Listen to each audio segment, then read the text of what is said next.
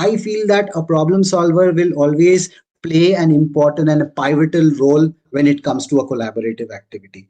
A problem solver generally is a very proactive person because he or she is always thinking about it, has that understanding of that particular root, can go into the root cause of the problem, and can easily associate others or bring others to consider a wide range of solutions before actually deciding what they want to how they want to go ahead with, or what sort of what step they should take it forward. So I feel that's what problem solving is all about.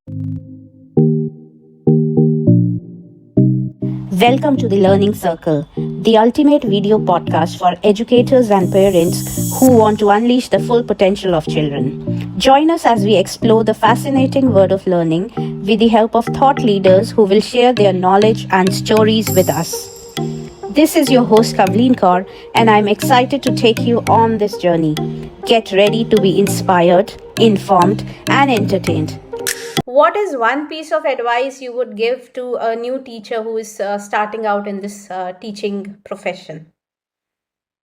One piece of advice. It's very difficult to identify one piece. So if you allow me, I can get 2-3 pieces together, join them and put it across. Okay. I personally feel that most importantly, a teacher should be a learner herself or himself. It's very, very important. And the second thing is, how do you adapt to change? Because in a teacher's life, it is the change that the teacher has to manage. Every year you will have different kids. You will not have a same set of kids. Suppose 30 students you are teaching in a class, those 30 will be different in every year. So that means your plan that you're talking about, your lesson plan, or I always call a lesson plan as a learning plan. How do you plan that particular thing for those students, those set of students? So when you look at it, when I say a teacher's experience is not one. Suppose if I say I'm 10-year experience, it is not 1 into 10 years. That means the first year I had made a lesson plan, and for the same 10 years I've used the same lesson plan.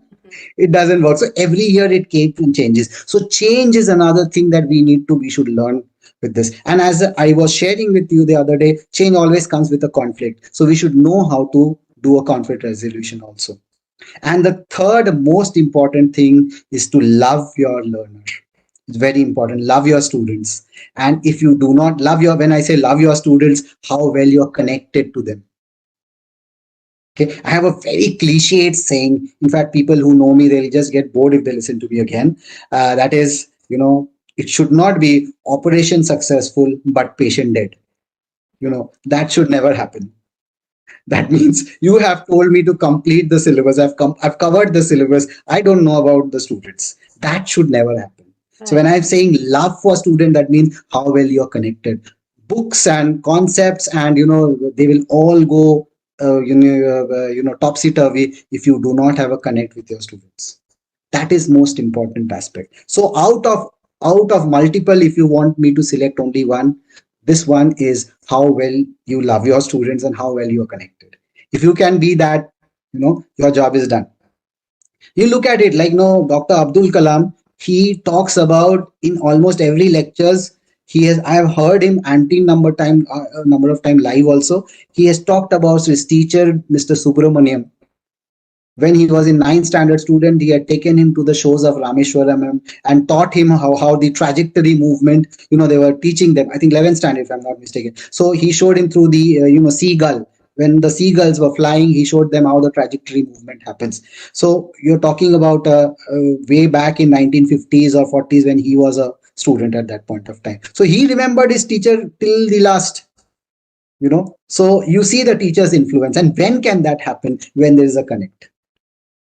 Isn't it? Because if I ask you, ma'am, if I ask you to name 5 people who have influenced you in your life, one of them will be your teacher. Definitely. And most importantly, maybe your primary or middle school teacher. And you must have been taught by 20s or 30s of teachers, right? From your pre-primary to your university or ahead, right?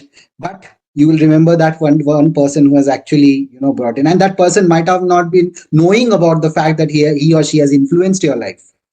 right? Maybe a small little trigger that is very, very important. And that spark is very important for us. And to ignite that spark, this connect is important. And for that connect, the epitome is the love. So I feel love your students is most important for a teacher. That's a very empowering advice, sir. Thank you for sharing this.